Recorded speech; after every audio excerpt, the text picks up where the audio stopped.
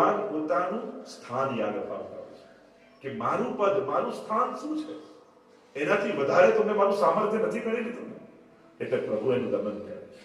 એટલે આ જે દેવતાઓ દશમસ્કંદની કથામાં તમે જુઓ તો જેમને મદ થયો ને પોતાને સર્વસમર્થ માનવા લાગ્યા, ઠાકોરજી કોઈ ને કોઈ લીલા કરી. અને મહાપ્રભુજી સુબોધનીમાં આજ્ઞા કરે છે, એકમ ભગવતઃ કાર્ય બહવ અર્થાનામ સાધકમ. ઠાકોરજીનું એક કામ અનેક કાર્યોને સિદ્ધ કરનાર હોય છે.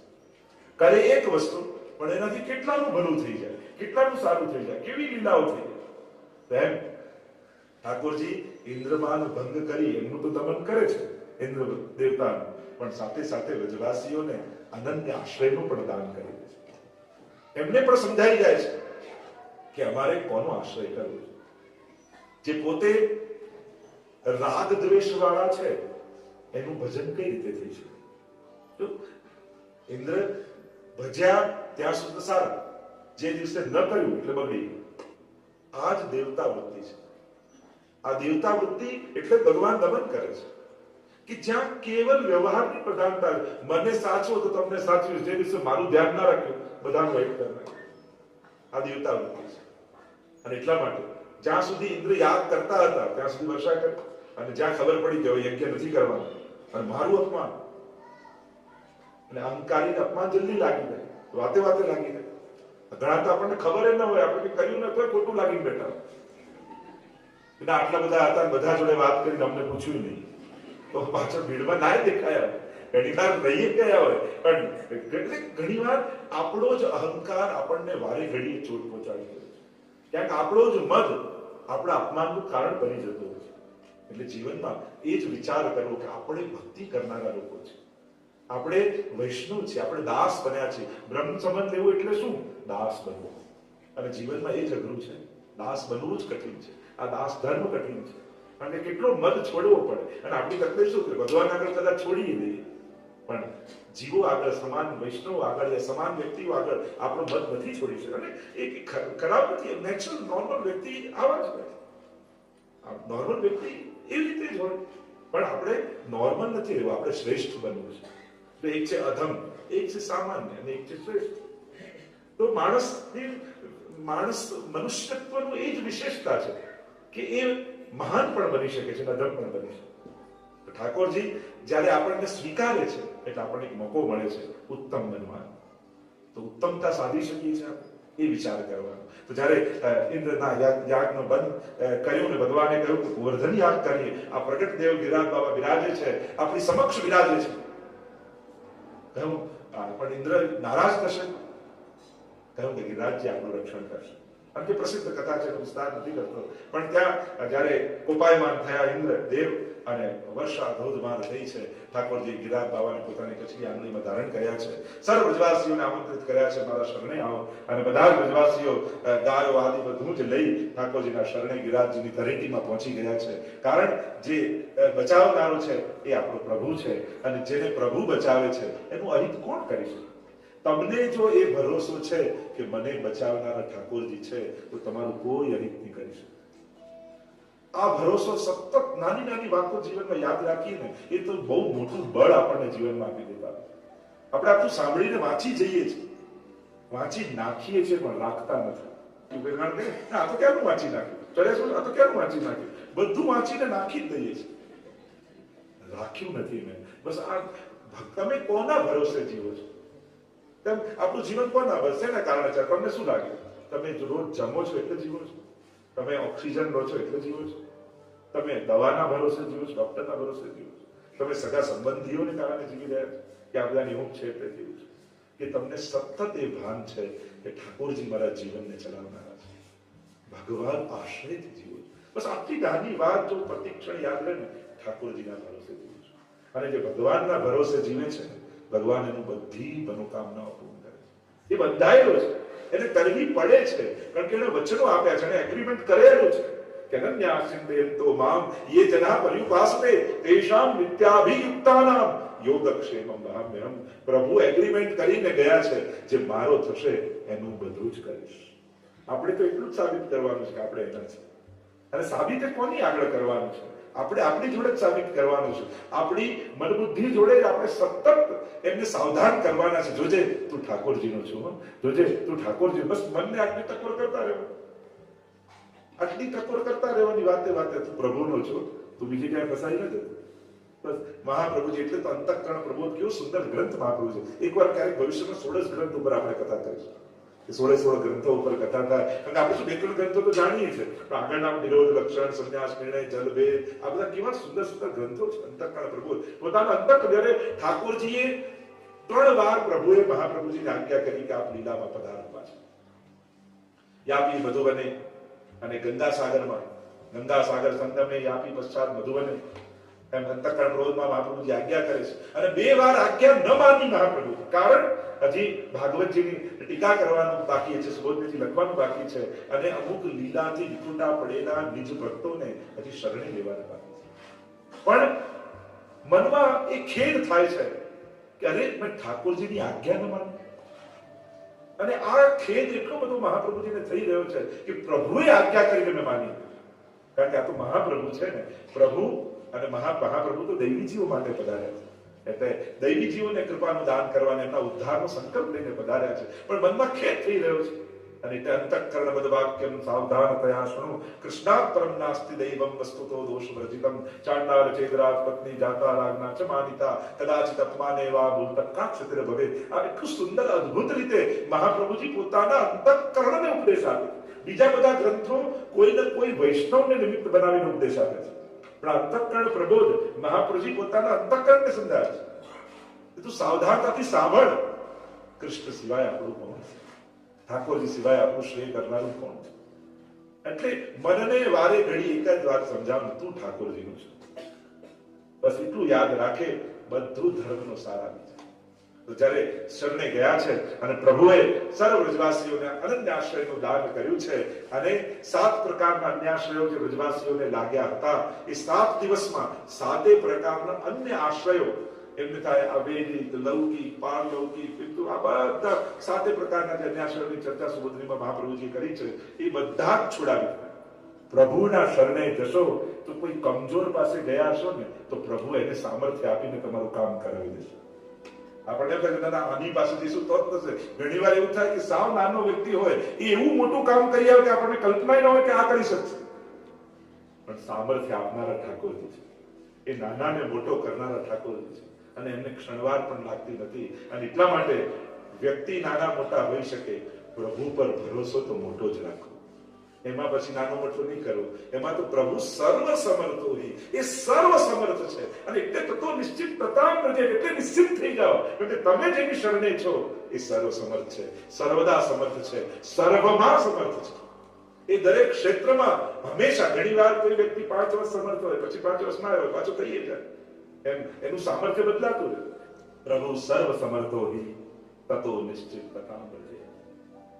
એ સર્વજ્ઞ છે અને સર્વ સમર્થ છે. એ સર્વને હિતનું જાણનારો છે અને સર્વનું કલ્યાણ કરનારો છે. અને જ્યારે વ્રજવાસીઓ શરણે આવ્યા, 7 પ્રકારના અન્યાશ્રય દૂર કર્યા, અને પ્રભુ ગોવર્ધન ધારી બન્યા, ગિરિરાજ ધારી બન્યા, અને પ્રભુનું નામ જ ગિરિરાજ ધારી બન્યું. કારણ અહીંયા ઠાકોરજી એકમાત્ર ગિરિરાજજીનો આશ્રય અને પૂજન કરવાની આજ્ઞા કરી છે, કે ગિરિરાજ એવા છે જે ભક્તોના દુઃખોને હરનારા છે. અને ઠાકોરજીએ શરૂ કરેલી પરંપરાથી આજ સુધી એ ગિરિરાજજીનું પૂજન કરવામાં આવે છે. તો એવા ગિરિરાજધારી બન્યા પ્રભુ, અને ભક્તોને અનન્ય આશ્રયનું દાન કરી સર્વ સંકટોમાંથી મુક્ત કરી. શ્રીનાથજી છે ને ગિરિરાજધારી, એ સૂચક જ છે કે તમારા સર્વ સંકટોમાંથી ઠાકોરજી તમને દૂર કરી, પોતાના આશ્રયનું દાન કરી સર્વ ફળ સમર્થયુક્ત બનાવશે. આજ ગિરિરાજધારી પ્રભુનો ભાવ છે.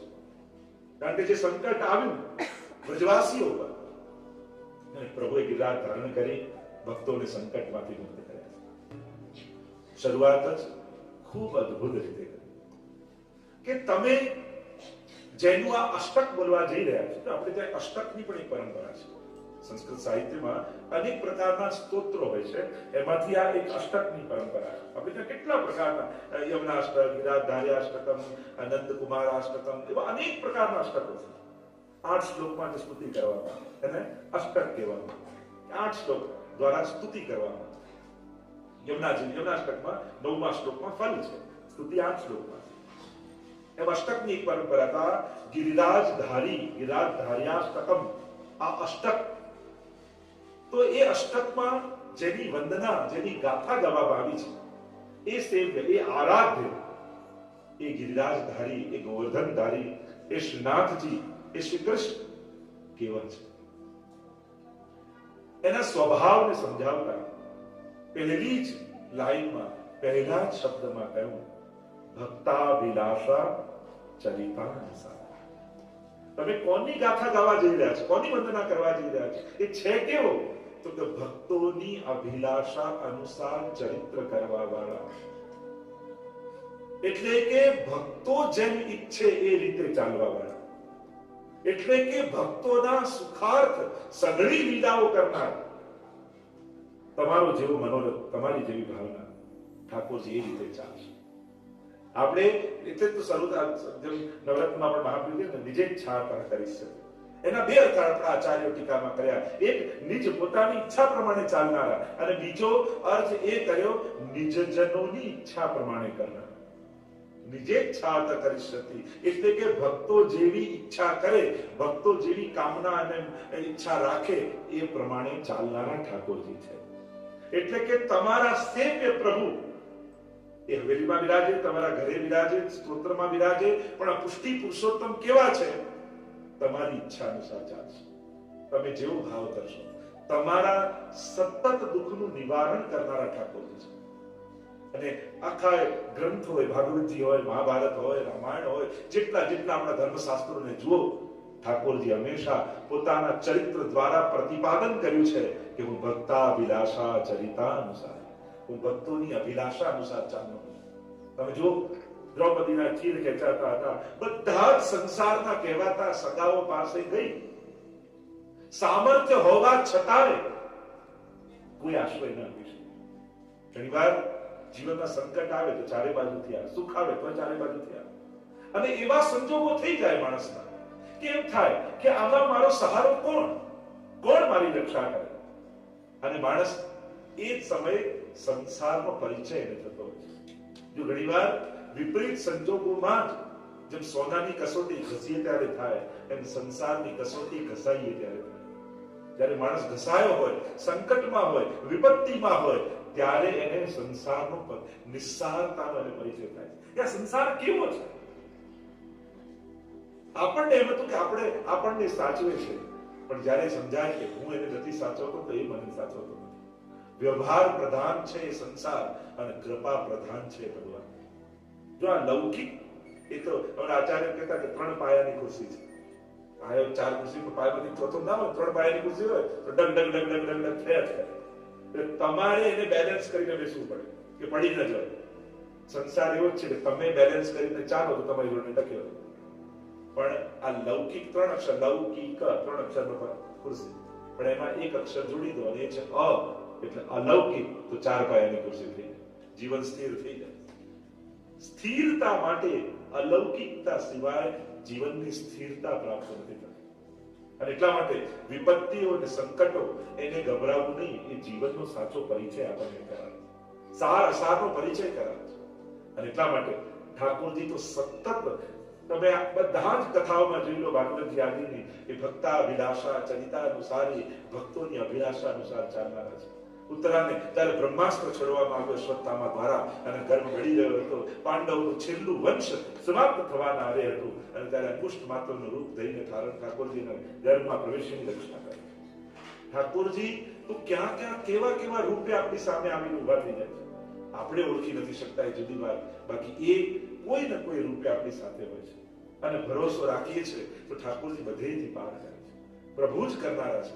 અને એટલા માટે જ્યારે વિપરીત સંજોગો હોય ત્યારે ભરોસો વધારી દેવો. ના, પ્રભુ છે, પ્રભુ છે. એટલે પ્રભુ એ સમયે આપણા ભરોસાની પરીક્ષા કરતા હોય કે આને વિશ્વાસ રહે છે કે, આને અનુકૂળતાઓમાં તો દેખાયો, પણ પ્રતિકૂળતામાં આ કેવળ અનુકૂળતામાં જ મારો છે, આ કેવળ સુખનો જ મારો. આપણે સંસારમાં એમ કે એક બધા સુખના જ સગા, તો આપણે ભગવાન જોડે સુખના જ સગા નથી હોતા. આપણને જે વસ્તુ નથી ગમતી, આપણે એવા ઠાકોર જોડે વ્યવહાર કરીએ. સુખમાં હોય તો બધા સગા, ઠાકોર જો સુખ આપે તો આપણે ઠાકોરજી સગા, અને દુઃખ આવે તો ભગવાન માર્ગ લેવાનું. તો ઠાકોરજી જોડે ને અમારો સુખનો જ સગો છે. તો જે આપણને નથી ગમતું હોતું એ જ ઘણીવાર આપણે કરતા હોઈએ. આપણી જોડે જે નથી, જે લોકો કરતા હોય, જે આપણને ના ગમતું હોય ને, આપણે ઘણીવાર એવા થઈ જતા હોય છે કે જે આપણને નથી ગમતું.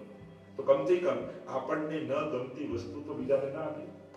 આપણને ક્રોધ આપણા પર કોઈ ખીજાય, ગમે તમને? આમ બહુ ખીજાય, તમારું અપમાન કરે, ગમે? ના ગમે તો તમે બંધ કરી. આપણને જે નથી ગમતું તો આપણે બીજાને ના આપીએ. જે વસ્તુ આપણને નથી ગમતી તો આપણે બીજાને કેમ આપીએ? અને એટલા માટે ભક્તાભિલાષા ચરિતાનુસારી, ભક્તોની અભિલાષા અનુસાર ચરિત્ર કરનારા. પહેલા જ વાક્યમાં ઠાકોરજીનો પરિચય આપી દીધો. ભગવાન અપી પુષ્ટિસ્થો ન કરીશતી લૌકિકીમ જગતિમ. જીવ એનું કલ્યાણ જાણતો નથી, પણ ભગવાન તમને અકલ્યાણના માર્ગે જવા દેતા નથી. આપણે આપણું કલ્યાણ શેમાં છે આપણને ખબર નથી. આપણને તો ઊંધા રસ્તે જવું ગમે. ચોખ્ખી જ વાત છે. પાપ કરવામાં જે મજા આવે, પુણ્ય કરવામાં કેવો કંટાળો આવે. હવે માળા ક્યાં સુધી ફેરવવાની, વ્રત ક્યાં સુધી કરવાનું, આ પાઠ ક્યાં સુધી કરવાનું, તરત કંટાળી જઈએ સારું કરવાનું. પાપ તો હજી બીજો ચાન્સ ક્યારે મળે, હજી બીજી વાર આમ ક્યાં મળે, હજી કઈ રીતે બીજાનો લઈ લઉં, હજી ઓલવેઝ એની તો તત્પરતા રહે છે. વિચાર કરો આપણે છીએ કેવા? આપણી જાત પર ભરોસો રાખવા જેવા આપણે છીએ ખરા? આપણે બીજા પર ભરોસો નહીં રાખવાની વાત કહીએ છીએ, પણ ખરેખર આપણે આપણા પર ભરોસો રાખીને ચાલીએ એવા આપણે છીએ? વિચાર તો કરો. જો વિચારશો તો તમને એમ થશે કે મારા પર મારે ભરોસો રાખવો જ ન જોઈએ. મારે તો ઠાકોરજીના વચન પર ભરોસો રાખવો. અને મારું મન ક્યારે પાટલી બદલીને બીજી જગ્યાએ બેસી જાય કોને ખબર. આપણે તો છીએ જ કેવા. એટલે બહુ આપણા પર ભરોસો આ બાબતમાં રાખવા જેવો નથી. આ મન તો એવું છે કે ક્યારે એના ભરોસે જો ગાડી ચલાવો તો ગાડી ક્યાં લઈ જાય કોને ખબર છે. અને એટલા માટે વચનો ઉપર ભરોસો રાખો. મહાપ્રભુજીના વચન પર શ્રદ્ધા રાખો.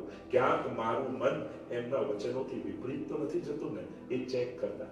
એટલે ઘણી વાર એ શબ્દનો આપણે આમ અર્થ કર્યો, એટલે દુનિયામાં પાપ વધ્યા, દુનિયામાં આમ થયું, દુનિયામાં આમ થયું. એમ રસોડાના ડબ્બા ખોલવા જેવું છે આ દુનિયામાં દોષો જોવા. આપણે તો આપણી શુગર ચેક કરતા રહેવાનું. ડોક્ટરે આપણી શુગર ચેક કરવાની કહી છે, રસોડામાં પડેલા ડબ્બાની નહીં. એમ ન્યૂઝ જોઈ જોઈને દુનિયામાં શું વધી રહ્યું છે જોવા કરતા સત્સંગમાં પુસ્તક વાંચી આપણી અંદર શું વધ્યું એનું ચિંતન પહેલા કરો. તો મારી અંદર તો બધું લેવલ બરાબર છે ને બધા. અને એટલા માટે અને એ જીવનની એ જ સમજ છે. ભક્તાભિલાષા ચરિતાનુસારી, ભક્તોની અભિલાષા અનુસાર ચાલનારા ઠાકોર. અને એટલા માટે જેવો જેવો ભાવ તમે ઉત્તમ રાખશો, તમારી ઈચ્છા પ્રમાણે પ્રભુ ચાલશે. પરસ્પર છે. જે વ્યક્તિ ભગવાનની ઈચ્છા પ્રમાણે જીવે છે એ જ વ્યક્તિની ઈચ્છા પ્રમાણે ભગવાન પણ ચાલે છે.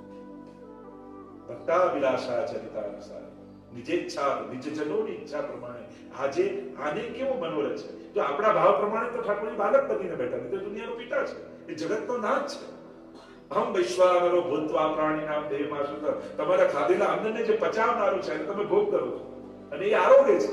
એ ચોક્કસ વાત છે, એ નિશ્ચિત વાત છે, શાસ્ત્રોક્ત વાત છે. એટલે લોકોને એમ થાય, ત્યારે બહુ જમાનો મળે એમ થાય કે આપણું ભોગ ધરવું, સેવા કરવી, આ તો બધું જૂનવાણી, નવામાં તો આપણે બધું આપણું છોડીને ખાલી આમ જ કરવું જોઈએ, મેડિટેશન કરવું. તો આ પણ તમે શાસ્ત્રોક્ત ભક્તિ કરો છો, આપણું કલ્પિત ભક્તિ નથી. ગીતા ભાગવતજીમાં જે ભગવાને ભક્તિ કરવાની રીત બતાવી છે, આપણે શાસ્ત્ર વિધાન પ્રમાણે ભક્તિ કરી. એટલે તમે જે કરો છો એને જરાય નાનું કે ખોટું ન ગણતા કે આ તો બધું જૂનવાણી લોકો કરે છે, હવે સમય બદલાય. પણ ભક્તિમાં સમય નથી બદલાતો. આપણે જેવી ભક્તિ કરીએ પ્રભુ આપણને એ રીતે ફીલ કરાવે છે. એવા પ્રભુ છે. એટલે આપણી ભક્તિ નાની નહીં ગણી, અશાસ્ત્રોક્ત નહીં ગણી, ખોટું નહીં ગણવું. આપણી આ કોઈ અંધશ્રદ્ધા નથી, શાસ્ત્રોક્ત શ્રદ્ધા છે. જે રીતે શાસ્ત્ર વચનોમાં ભક્તિ કરવાની રીત બતાવી છે, આપણે એ પ્રમાણે ભક્તિ કરીએ છીએ.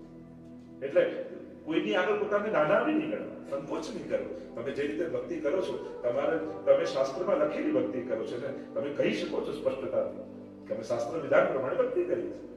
અને દુનિયાના દરેક ધર્મો અને દરેક ધાર્મિક લોકો પોતાના શાસ્ત્રોને ફોલો કરે છે. આપણે જ લોકો હિન્દુઓ એમ માનવા લાગી કે ના, આ બધું શાસ્ત્રમાં તો બધા લખ્યું, વ્યાસજી કરતા મને વધારે ખબર પડે, કૃષ્ણ કરતા હું વધારે સમજદાર છું, રામ કરતા હું શ્રેષ્ઠ છું. આપણે ભગવાન અને આપણા આચાર્ય સંતો કરતા મોટા માનવા લાગ્યા કે આ બધું તો જૂનવાણી લોકોને આપણે ભણેલું. અને ત્યારથી આપણે જ આપણા શાસ્ત્રો પર અશ્રદ્ધા પેદા કરી. ના, શાસ્ત્ર વચનને ફોલો કરવું એ જ કરવું છે, અને આપણે એ જ કરીએ છીએ. આપણે મૂર્તિ પૂજાને માનીએ છીએ, આપણે મૂર્તિ બંધ આપણા ભગવાન એમાં પધારે છે. ના ના બધે ભગવાન છે તો બધે છે તો આમાં નથી. લોકો આ છોડી દો, પણ બધે ભગવાન છે માનો. તો બધે ભગવાન છે તો આમાં જે એનો આકાર છે એમાં નહીં હોય. લોકો લોજિક પણ એવા એવા આપે છે કે ના તમે કરો ખોટું, પણ બધું જ છે બધામાં છે તો આમાં છે. પેલો બધું જ રૂપ ધારણ કરી શકતો હોય તો બાળક બની ના આવી શકે, આવી શકે. પણ એ બાળક બને કે ન બને, પણ મને યશોદાનો આનંદ એ આપે છે. મારા માટે તો એ આનંદની વાત છે. એ કૃષ્ણ બને ને આવે છે, એ આવે ન આવે જુદી વાત, પણ મને ગોપીનો આનંદ મળે છે, મારા માટે તો એ મોટી વાત છે. એટલે મોટી વાત તો આપણે જે શ્રદ્ધાનો આનંદ લઈએ છીએ, એ આપણી શ્રદ્ધા જે આપણને આનંદ આપે છે, એ આનંદની વાત છે. એ કેવો છે ને શું છે એ તો બીજો સબ્જેક્ટ આવે. પહેલો એ છે કે જ્યારે હું મારા લાલનને જોઉં ત્યારે મને એવું ફીલ થાય કે હું યશોદા છું. અને યશોદા તરીકેનો જે એક આનંદ અને ગૌરવ ફિલિંગ જે મારી અંદર છે, અને એ જે મને સુખ આપે છે, મારા માટે તો એ વંદનીય છે, એ આદરણીય છે. અને તમે યશોદા બનો તો એ લાલન બને જ છે, કારણ એ સર્વસમર્થ છે, એ સર્વ રૂપમાં છે. તો બધા રૂપમાં એ હોય તો આ રૂપમાં એ કેમ ના આવી શકે? જો તમે એ સ્વીકારતા હો કે બધે કણકણમાં છે, તો આમાં કેમ ના હોય? એ છે જ. એટલે તમે જે ભક્તિ કરો છો, આપણે મુષ્ટિ માર્ગી જે રીતની ભક્તિ કરીએ છીએ, એ શાસ્ત્રોક્ત ભક્તિ છે. એમાં ક્યારેય ન્યૂન્ય ભાવ કે હીન ભાવ નહીં લાવો કે ના આપણે તો જુનવાણી કરીએ, ના કરીએ, મોડર્ન બીજા આગળ કહેવાય કે ન કહેવાય, શું લાગે. એ જો એની નાસ્તિકતાને પ્રગટ કરી શકતો હોય, કે સંકોચ ન લાગતો હોય, તો આપણે આપણી આસ્તિકતાને કેમ ન પ્રગટ કરી શકીએ? તારા વિચાર તારી રીતે બરાબર હોઈ શકે, આ મારો થોટ છે, આ મારી ભાવના છે, આ મારો વિચાર છે. જો તું સાચો છે તો મારા લોજિકથી હું સાચો છું, અને જો હું ખોટો છું તો તું ખોટો છું, કારણ કે તારો લોજિક છે. અને એટલા માટે જો પેલો વિરુદ્ધ વાત કરનારો પોતાને સાચું માનતો હોય, તો સાર્થક વાત કરનારા આપણે સાચા છે. અત્યારનો સમય તો ડાયલોગનો સમય છે, વાત કરવાનો સમય છે. તો આપણી શ્રદ્ધા પણ આપણે સુંદર રીતે પ્રગટ કરી શકીએ. મારી ભાવના છે, મારી આ શ્રદ્ધા છે, એનો મને ભગવાન અનુભવ થાય. આપણા બધાનો અનુભવ, આપણે પ્રભુને ફીલ કરીએ છીએ સેવા કરતા. આપણને એમાં કઈ લોજિકની જરૂર નથી, આપણા બધાનો આ અનુભવ છે. આપણે માણીએ છીએ ઠાકોરજીને, આપણે ફીલ કરીએ, આપણે અનુભવ કરીએ છીએ, આપણો પ્રભુ છે. તો ભક્તા અભિલાષા ચરિતાનુસાર, ભક્તોની અભિલાષા અનુસાર કરનારા ઠાકોર છે.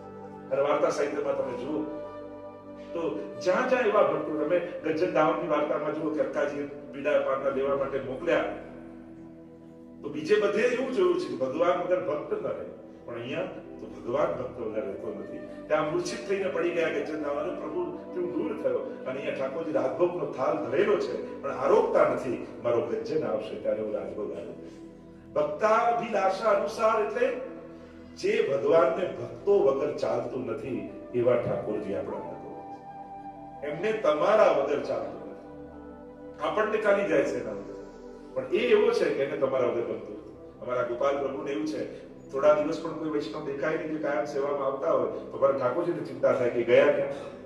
આપણા પ્રભુ તો આવા જ સ્વભાવના, એટલે તો હંમેશા કહું ને, મહિનામાં એકવાર આવીને પણ પોતાનો ચહેરો બતાવી જોયો કે પ્રભુ આનંદમાં છો, એટલે પ્રભુને આપણી ચિંતા ન થાય. અમારા પ્રભુને તમારા વગર ચાલતું નથી.